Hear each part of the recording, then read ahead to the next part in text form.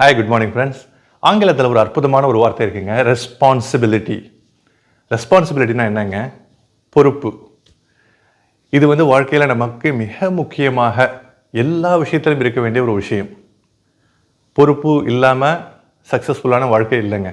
அது நம்ம சொந்த வாழ்க்கையில் இருந்தாலும் சரி, தொழில் அல்லது வேலையில் இருந்தாலும் சரி, கரியரில் எல்லா விஷயத்திலும் நமக்கு அந்த பொறுப்புணர்வு இருந்தால் மட்டுமே நாம் உச்சங்களை தொட முடியும்.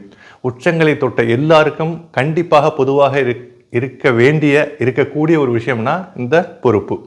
அது என்னங்க ரெஸ்பான்சிபிலிட்டி? ரெஸ்பான்சிபிலிட்டி ரெண்டு வார்த்தைங்க. ரெண்டு வார்த்தையினுடைய இணைப்பு தான் ரெஸ்பான்சிபிலிட்டி. என்ன ரெண்டு வார்த்தைகள்? ரெஸ்பான்ஸ், ஓகேங்களா, இன்னொன்று அக்கௌண்டபிலிட்டி. ஓகேங்களா, ரெஸ்பான்ஸும் அக்கௌண்டபிலிட்டியும் சேர்ந்தது தான் ரெஸ்பான்சிபிலிட்டி. ரெஸ்பான்ஸ்னால் என்னங்க? ரெஸ்பான்சிவ்னஸ்.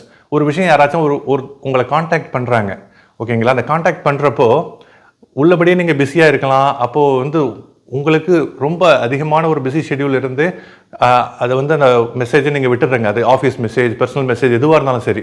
அதுக்கப்புறம் நீங்கள் உங்களுக்கு டைம் கிடைக்கிது, உடனே பார்த்துட்டு ரிப்ளை பண்ணுறீங்க. கொஞ்சம் பிஸியாக இருந்தேன், கொஞ்சம் லேட் ஆகிடுச்சு, சாரி அப்படின்னு சொல்கிறீங்க, ஓகேங்களா.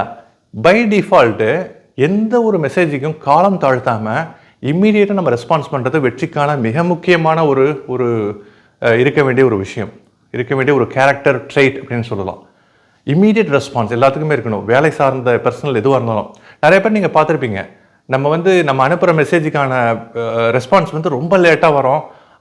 கேட்டால் பிஸின்னு சொல்லிட்டு, பிஸின்னு எதுவுமே பிஸி இருக்குது. பிஸி இருந்தால் ஒரு குறிப்பிட்ட இடத்துல பிஸி இருக்கும், கண்டிப்பாக எல்லாருமே பிஸியாக தான் இருக்கும். ஆனால் இந்த பிஸிக்கும் நம்ம கிடைக்கிற ஆக்சுவல் ரெஸ்பான்ஸுக்கும் உள்ள வித்தியாசம் ரொம்ப நிறைய பேர் ப்ரையாரிட்டைஸ் பண்ணுவாங்க. இந்த விஷயம் நமக்கு முக்கியமா, இந்த நபர் முக்கியமா, இந்த விஷயம் சார்ந்த மற்ற எல்லா அசோசியேட்டட் விஷயமும் நமக்கு முக்கியமா, நமக்கு லாபம் தரக்கூடியதா, பெனிஃபிஷியலா அப்படின்னு பார்த்துட்டு நமக்கு லாபம் தரக்கூடியதா இருந்தால் ஒரு வேளை அதுக்கு ரெஸ்பான்ஸ் கூடுதலாக இருக்கும், ஓகேங்களா. இது ஆஃபீஸ் விஷயம், இதை நம்ம ரெஸ்பான்ஸ் பண்ணாமல் விட்டால் நம்ம வேலைக்கு பிரச்சனை ஆகிடும், பெர்ஃபார்மன்ஸ் அப்ரைசல் பிரச்சனை ஆகிடும். இவர் என் நண்பர், ரொம்ப சூப்பரான நண்பர், வெல்விஷர், கண்டிப்பாக அவருக்கு நான் ரெஸ்பான்ஸ் கொடுத்தே ஆகணும். மற்றபடி சோகால்டு நண்பர்கள், ஓகேங்களா, நண்பர்கள் என்று சொல்லக்கூடிய வட்டத்தில் உள்ளவர்கள், இந்த மாதிரி நம்ம பார்க்குறப்போ ரெஸ்பான்ஸ் ரொம்ப மெதுவாக வரும். அப்போ அந்த மாதிரி உள்ளதெல்லாம் இந்த ரெஸ்பான்ஸ் அதை நம்ம கொஞ்சம் ரிஃபைன் பண்ணணும், நல்லா ரிஃபைன் பண்ணணும், நல்லா இன்க்ரீஸ் பண்ணணும், இம்ப்ரூவ் பண்ணணும். இது ஒன்று. எந்த அளவுக்கு ரெஸ்பான்ஸ் ரேட் ஸ்பீட் அதிகமாக இருக்கும், அந்த அளவுக்கு வெற்றியினுடைய விகிதாச்சாரமும் சக்ஸஸ் விகிதாச்சாரமும் அதிகம். இன்னொன்று என்னென்னா அக்கௌண்டபிலிட்டி, பொறுப்புங்க. எல்லாத்துக்கும் ஓனர்ஷிப், பொறுப்பு எடுத்துக்கணும். ஏதாச்சும் ஒரு தப்பு நடந்துச்சுன்னா அப்படியே கழுவுற மீனில் நழுவுற மீன் மாதிரி நழுவிடக்கூடாது. அது நம்ம தான் தப்புன்னா கண்டிப்பாக அதை பொறுப்பு எடுத்துக்கிட்டு அதை நம்ம சரி செஞ்சுக்கிட்டு திருத்திக்கணும். இது ரெண்டுமே இருந்தால் வாழ்க்கையில் வெற்றி நிச்சயங்க. Thank you guys.